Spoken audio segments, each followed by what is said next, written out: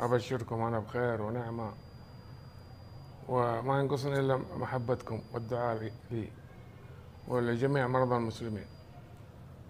مر علي وعكة بسيطة وما خوفني إلا أن لا يحرمني الله من رمضان. الله يبلغني وإياكم رمضان واجعلني من المقبولين من أول ليلة أنا وأنتم، لأن هذا الشهر شهر التصفية. اغتنموا الفرصة، اتق الله فيما بقي يغفر الله لك ما مضى وما بقي. من بينه وبين أخيه قطيعة رحم فليصلها، من مزعل أمه يصالحها ويرجع يقبل رجلها، من عنده حقوق حق الناس يردها، من بينه وبين الله معصية يجدد إيمانه ويتوب عشان لا يأتي الموت بغتة فجأة. يأتي الموت، قل إن الموت الذي تفرون منه فإنه ملاقيكم. استودعكم الله دينكم وأماناتكم وخواتم أعمالكم. السلام عليكم.